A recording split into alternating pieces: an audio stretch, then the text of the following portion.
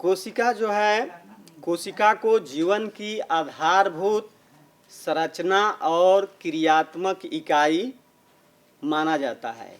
यानी कोशिका पर ही शरीर का जो है पूरा रचना है। कोशिका जो है, एक एक कोशिका से मिलकर अन्य अंगों का निर्माण होता है।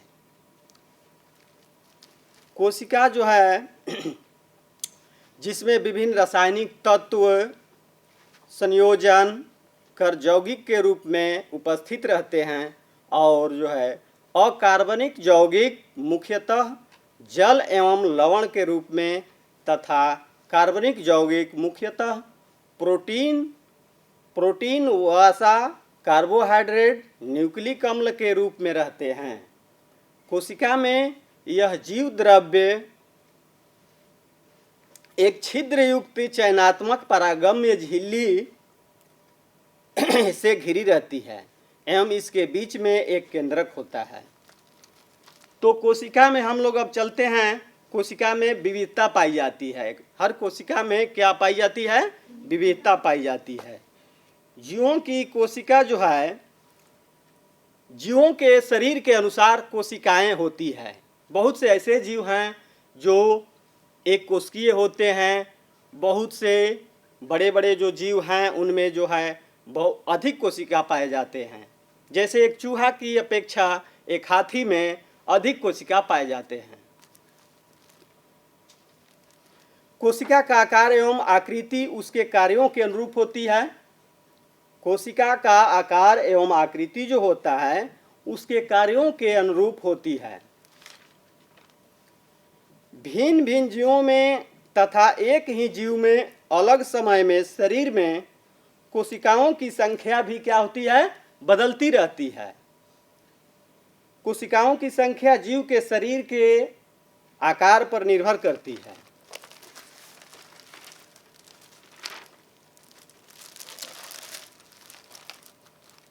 तो हम लोग चलते हैं जीवन व्यवस्था के स्तर। जीवन व्यवस्था के स्तर के बारे में देखते हैं।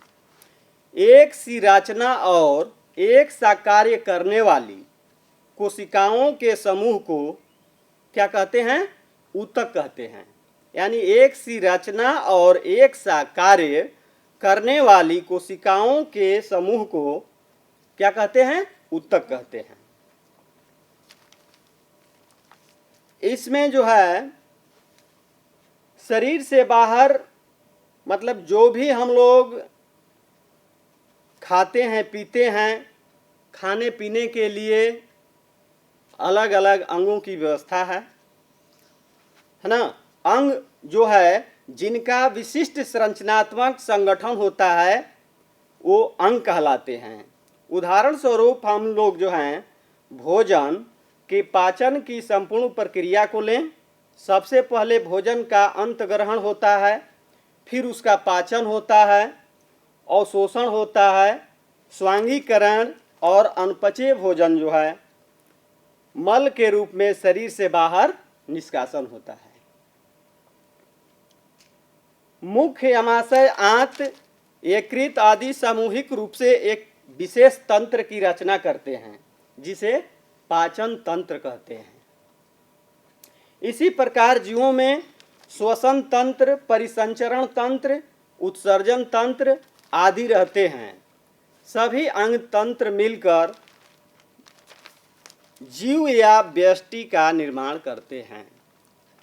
सभी अंग तंत्र मिलकर क्या करते हैं? जीव या व्यष्टि का निर्माण करते हैं। तो हम लोग देखते हैं कोशिका की खोज। कोशिका की खोज किसने किया था? तो कोशिकाओं का वास्तविक ज्ञान माइक्रोस्कोप यानी सूक्ष्मदर्शी के आविष्कार के बाद ही प्राप्त हो सका। सर्वप्रथम 1665 ईस्वी में रॉबर्ट हुक नामक एक अंग्रेज वैज्ञानिक ने जो है कोशिका की खोज की और जो है उन्होंने देखा कि एक पतली काट में अनेक सूक्ष्म मोटी भीति वाली मधुमक्खी की जिस प्रकार मधुमक्खी का छाता होता है, उस तरह से जो उसमें मधुमक्खी की खोल की तरह कोशिका को देखा गया। और कोठरियों को रॉबर्ट हुक ने सेल का नाम दिया। और जो मधुमक्खी का छाता जो होता है, जिसमें मधुमक्खी अपना स्थान बच्चों को जन्म देती है, उसी के मतलब छेद छेद उसमें रहता है, उसी तरह वो उस काट में पाया गया, जो उसको क्या बोला गया, सेल बोला गया। यानी वो जो है कोशिका का वो क्या हुआ, सेल हुआ।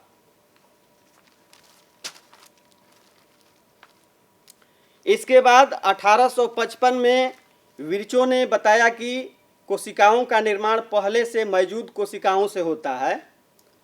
और मैक्स सुल्ज 1861 में बताया कि कोशिका प्रोटोप्लाज्मा का एक पिंड है। कोशिका क्या है, प्रोटोप्लाज्मा का एक पिंड है, जिसमें एक केंद्रक होता है। इस कथन को प्रोटोप्लाज्म मतवाद कहते हैं। इसके बाद 1884 में स्टार्सबर्गर ने बताया कि केंद्रक पैतृक लक्षणों की वंशागति में भाग लेते हैं। इसके बाद अच्छे माइक्रोस्कोप तथा रासायनिक पदार्थों की मदद से कोशिका का अध्ययन जारी रहा। 1931 में इलेक्ट्रॉन माइक्रोस्कोप का आविष्कार एम नॉल एवं ई रस्का द्वारा हुआ, जिसकी सहायता से कोशिका एवं कोशिकांगों की रचनाओं का ज्ञान धीरे धीरे बढ़ता गया।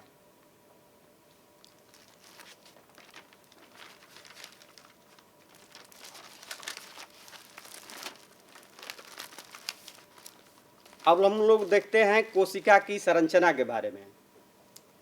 कोशिका का निर्माण विभिन्न घटकों से होता है, जिन्हें कोशिकांग कहते हैं। प्रत्येक कोशिकांग एक विशिष्ट कार्य करता है। इन कोशिकांगों के कारण ही कोशिका एक जीवित संरचना है, जो जीवन संबंधी सभी कार्यों को करने में सक्षम होती है। जीवों के सभी प्रकार की कोशिकाओं में एक ही प्रकार के कोशिकांग पाए जाते हैं। कोशिका की संरचना का अध्ययन हम सूक्ष्मदर्शी या माइक्रोस्कोप के द्वारा करते हैं। प्रत्येक कोशिका को अध्ययन की सुगमता की दृष्टि से हम 3 भागों में बांट सकते हैं। कोशिका झिल्ली, पहला भाग को किस में बांटेंगे, कोशिका झिल्ली, कोशिका द्रव्य, केंद्रक।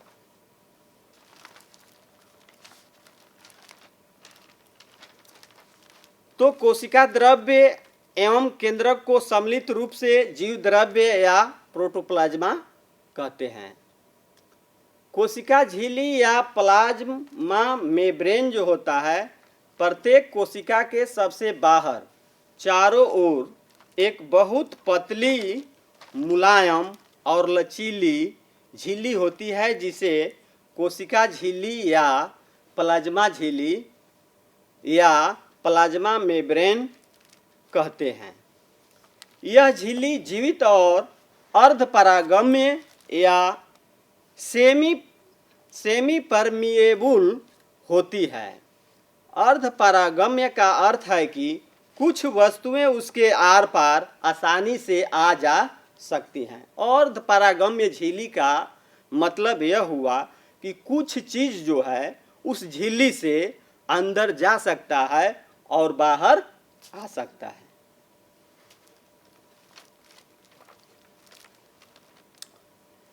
सब पदार्थ नहीं, अतः इसको चयनात्मक परागम्य झिल्ली भी कहते हैं। इसमें किसी भी प्रकार का स्थूलन नहीं पाया जाता। इसका कार्य क्या है, यह एक सीमित झिल्ली का कार्य करती है। इसका कार्य है, यह एक सीमित, एक निश्चित कार्य करती है। यह कोशिका का एक निश्चित आकार बनाए रखने में क्या करती है, सहायता करती है।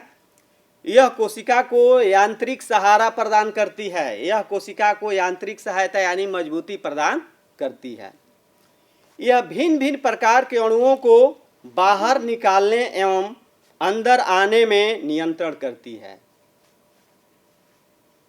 जंतु कोशिका में यह सिलिया, फ्लैजिला, माइक्रोविलाई आदि के निर्माण में सहायक होता है।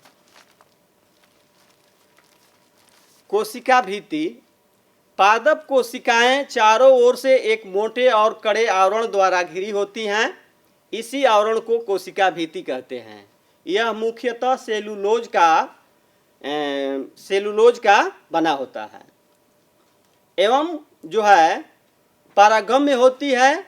सेलुलोज एक जटिल पदार्थ है। सेलुलोज क्या है? सेलुलोज एक जटिल पदार्थ है जो कोशिकाओं को संरचनात्मक मतलब दृढ़ता प्रदान होता है। इसी के कारण कोशिका भित्ति कड़ी होती है और निर्जीव होती है।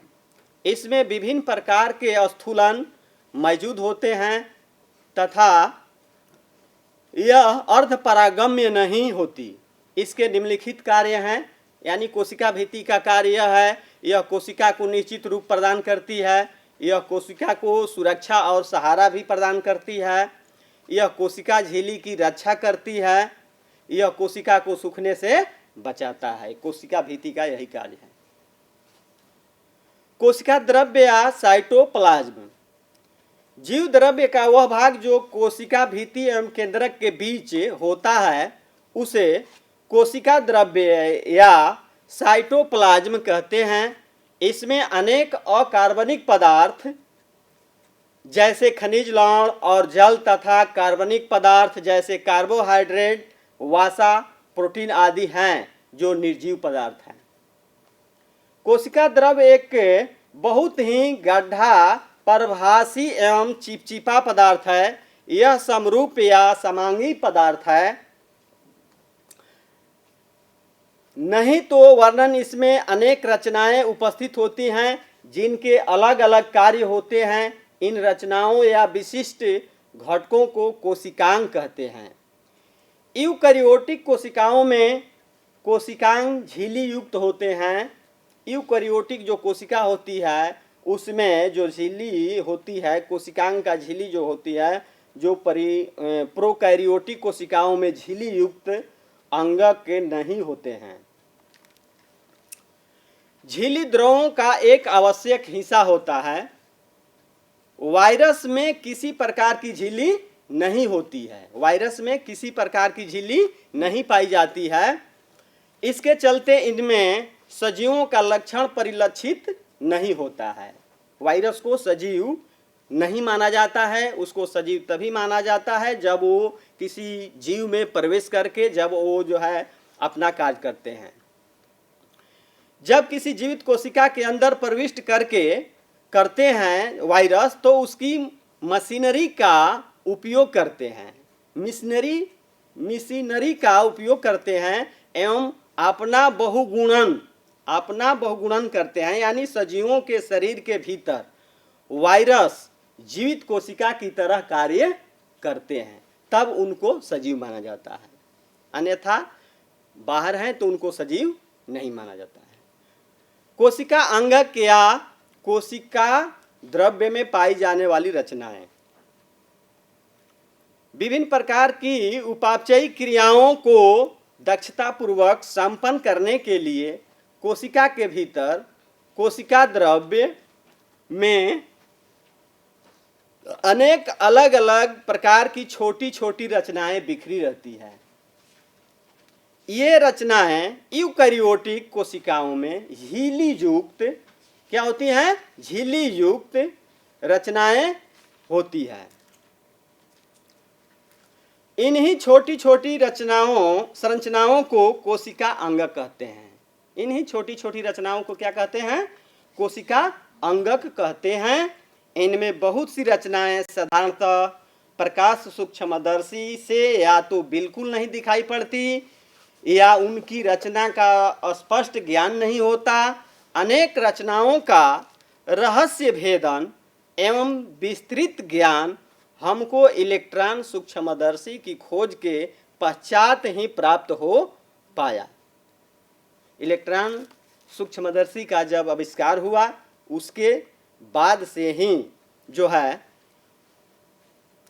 उन सभी मतलब कि रहस्य भेदन जो है उनकी अच्छा से जानकारी हमको प्राप्त हुआ। अधिक से अधिक 2000 गुना बड़ा ही दिख सकता है। कह रहा है कि अच्छा से अच्छा प्रकाश सूक्ष्मदर्शी भी जो चीज़ों को अधिक से अधिक कितना हजार 2000 गुना बड़ा ही दिखा सकता है, परंतु इलेक्ट्रॉन जो सूक्ष्मदर्शी में चीज़ों को 1,80,000 गुना बड़ा करके दिखाने की क्षमता है। इलेक्ट्रॉन सूक्ष्मदर्शी जो है 1,80,000 गुना किसी भी आकृति को 1000 उसके आकृति के 1,80,000 गुना बड़ा करके दिखाने की क्षमता है इलेक्ट्रॉन सूक्ष्मदर्शी में, जिसे उसकी आकृति बहुत बड़ा दिखाई देता है। अब हम कोशिकाओं में मौजूद विभिन्न रचनाओं जैसे अंतःप्रद्रव्यी जालिका, गाल्जी उपकरण, राइबोसोम, लाइसोसोम, माइटोकार्डिया, प्लास्टिड या लवक, रसधानी आदि के बारे में पढ़ेंगे।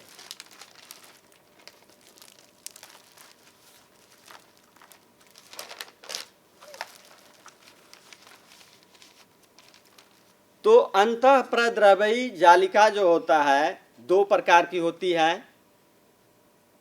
चिकनी अतः प्रद्रव्यी जालिका, जिसे स्मूथ एंडोप्लाज्मिक रेटिकुलम या ACR बोलते हैं।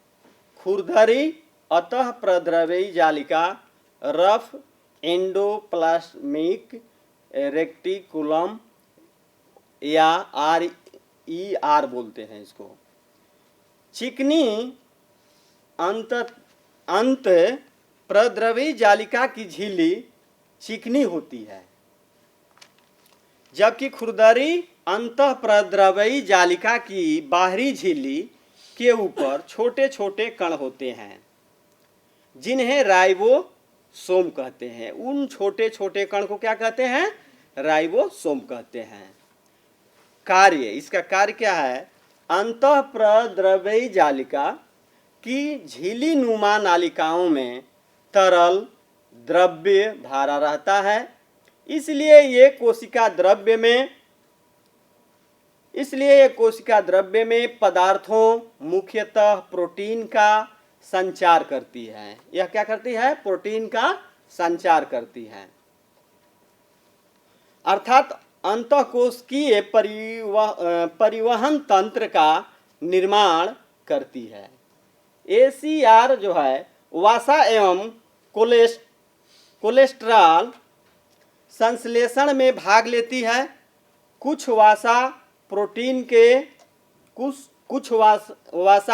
के साथ मिलकर कोशिका झिल्ली बनाने में सहायता करते हैं।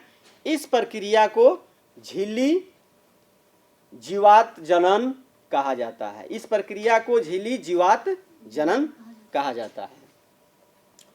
कोशिका द्रव्य को यांत्रिक सहायता प्रदान करती है। कोशिका विभाजन के समय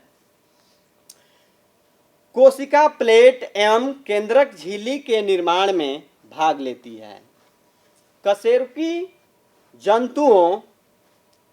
जंतुओं का एक वर्ग के यकृत कोशिकाओं में ACR विष तथा दवा का निराविषीकरण करने में महत्वपूर्ण भूमिका अदा करते हैं। केंद्रक से कोशिका द्रव्य में आनुवंशिक पदार्थों को जाने का पथ बनाती है। ये जो है केंद्रक से कोशिका द्रव्य में आनुवंशिक पदार्थों को यानी वंशगत चीज़ों को जाने में ये भूमिका अदा करते हैं। ACR जो है केंद्रक से कोशिका द्रव्य में आनुवंशिक पदार्थ को जाने का पथ बनाती है। इसके कारण ही कोशिका का सतही क्षेत्र जो है काफ़ी बढ़ जाता है। इसके कारण ही कोशिका का सतही क्षेत्र काफ़ी बढ़ जाता है और जो है RER जो है प्रोटीन संश्लेषण में मदद करते हैं। RER जो है प्रोटीन संश्लेषण में मदद करते हैं। और राइबोसोम का काम क्या है?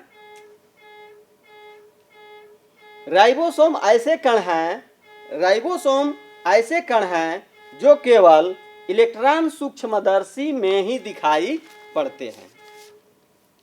ये अंतःप्रद्रव्यी जालिका की झिल्लियों की सतह पर सटे होते हैं या फिर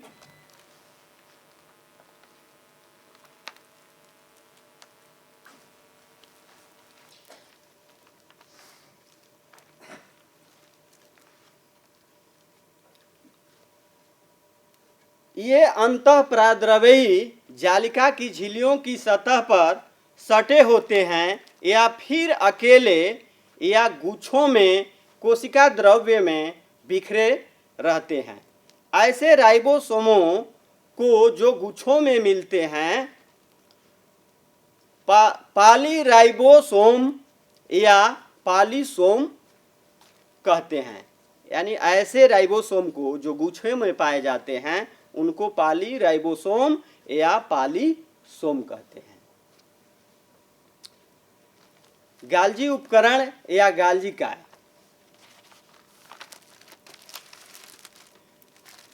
सर्वप्रथम काइमिलो गाल्जी ने 1898 में जंतु कोशिका में गाल्जी उपकरण को देखा। साधारण सूक्ष्मदर्शी में देखने से यह मुड़ी हुई छड़ के गुच्छा के समान प्रतीत होता है। पादप कोशिका में इलेक्ट्रॉन सूक्ष्मदर्शी में देखने पर ये चारों तरफ से झिल्ली से घिरी हुई अनेक समानांतर नालिकाओं या चपटी कुंडलियों या सिस्टर्नी के समूह की तरह होते हैं। कुड़िकाओं के सिरे पर छोटी छोटी पुटिकाएं या वेसिकल्स स्थित होती हैं। इसके अतिरिक्त नीचे की तरफ बड़ी बड़ी रिक्तिकाएं पाई जाती हैं। गाल्जी की झिल्लियों का संपर्क ER की झिल्लियों से रहता है।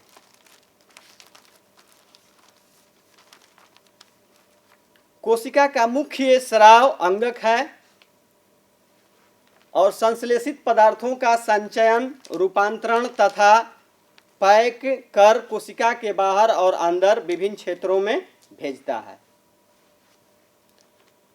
लाइसोसोम एवं पेरॉक्सीसोम के निर्माण में मदद करता है। गाल्जीकरण जो है पादप कोशिका विभाजन के समय कोशिका प्लेट बनाने में सहायक है।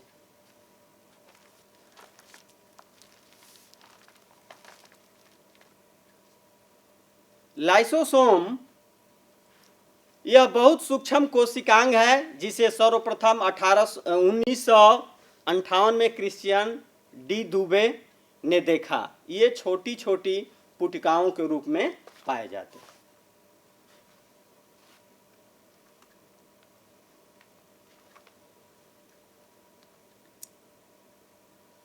कोशिकीय चयापचय में व्यवधान के कारण जब कोशिका क्षतिग्रस्त हो जाती है तो लाइसोसोम फट जाते हैं एवं इसमें मौजूद एंजाइम अपनी ही कोशिका को पचित कर देते हैं। इसके परिणाम स्वरूप कोशिका की मृत्यु हो जाती है। इसे आत्महत्या की थैली भी कहा जाता है।